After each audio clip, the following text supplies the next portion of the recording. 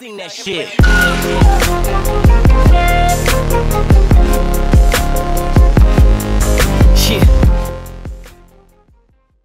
But before I hop right into it, I'd like to give a shout out to the sponsor of this video, SeatGeek. Now, I know you guys have already heard of this app, but if you haven't, I would highly recommend that you go check it out. SeatGeek is an app that takes all the confusion out of buying a ticket. Be it a game, concert, Broadway show, whatever the occasion may be, they got you.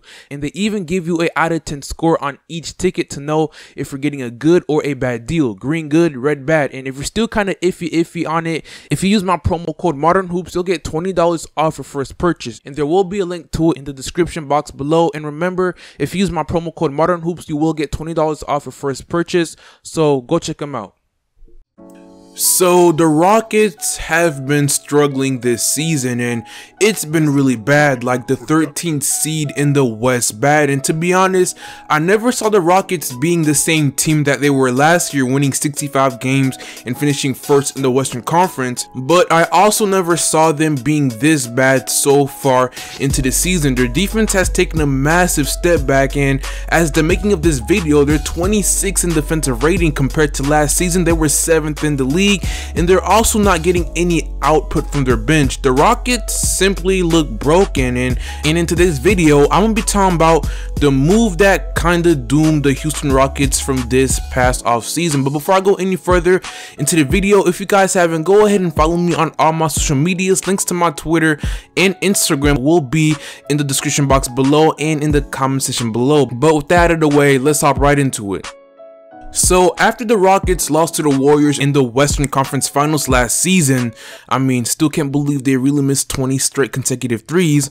They were faced with some challenges heading to the offseason, but the main objective was to keep the team intact, and in order to do that, they were faced with having the task of re-signing Chris Paul. Now, Chris Paul in his first season with James Harden in the Rockets averaged 19 points, 8 assists, and almost 5.5 rebounds, proving that he was still an elite point guard in the league. And Chris Paul didn't turn down $200 million from the Clippers just to receive a pay cut from the Houston Rockets. In shorter terms, the man was trying to get paid, and he was not about to take any sort of pay cuts. And seeing how close the Rockets were to making it to the finals, they didn't want to let him go. Once again, the main objective was to keep the team intact, but the Rockets were stuck in a sticky situation because the problem with Chris Paul was that he was 32 years old and was gonna turn 33, and Chris Paul has always been an injury prone player throughout his career. I mean, just last season in the Western Conference Finals, he'd end up missing games 6 and 7 with a hamstring injury. He's almost never there when the team needs him the most, and last season he'd end up missing 24 games with injuries. And it's not hard to believe that this will only get worse as he ages into his later 30s. So the Rockets had to make a difficult choice, because if they were to give him a 5-year max contract, they would be paying him a lot of money till the age of 37 and 38. But after some negotiations, the Rockets offered Chris Paul a 4-year, $160 million deal with a player option in 2021, which he'll most likely accept. So at the age of 36, Chris Paul will be getting paid a crazy $44 million. Like, that's a lot of money, like a lot. Chris Paul is currently the 4th highest paid player in the league. I mean, to put that in perspective, that's higher than James Harden, their leading scorer. But this is where I believe the Rockets doomed themselves. And I understand that it was a win now type of move, but it doesn't mean anything if you can't, well, win now. So the Rockets were left with also having to re-sign Trevor Ariza, Luka Bonmute, and Clint Capella. And as for Clint Capella and his contract, I kind of understand, you know, he's still relatively young. He played a major role for the Rockets, especially on the defensive end of the floor last season, and still has room for improvement. But it kind of sucks that Chris Paul wouldn't accept to take a pay cut. Because of that, the Rockets had no more contract flexibility,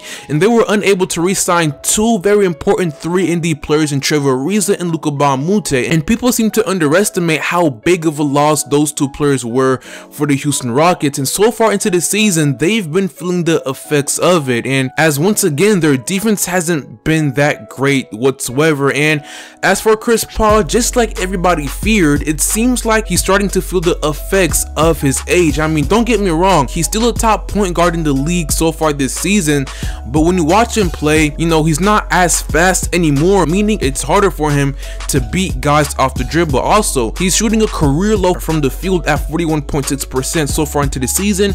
He's also shooting career lows from the three, and on the defensive end of the floor, he just hasn't been his usual self. And one of the reasons why I don't see the Rockets getting, you know, any significantly better throughout the season is because they don't have enough money to go after a versatile wing or add depth to their lacking bench unit. Don't get me wrong, I still see them making the postseason, but once again, I don't see them being that same team they were last season. Also, Chris Paul has already missed a couple of games due to leg soreness. It would have been nice to see Chris Paul take a pay cut because it would have made sense due to his old age and how injury prone he is, and it would have given the Rockets more flexibility money wise to compete for a title. We've seen many NBA stars take pay cuts for their team. For example, LeBron has, DeMar DeRozan, heck, Kevin Durant took a pay cut just for the Warriors to re-sign Andre Iguodala. Maybe he could have done the same thing for Trevor Ariza.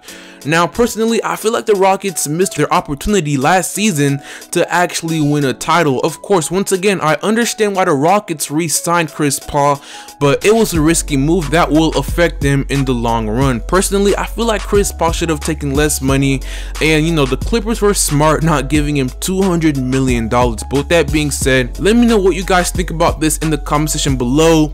But that is all I got for you guys today, and if you guys enjoyed this video, please leave a like, share, and subscribe for more NBA content. And once again, if you haven't, go ahead and follow me on all my social medias. Links to my Twitter and Instagram will be in the description box below and in the comment section below. But I hope you guys have an amazing day, and I'll see you all later. Peace.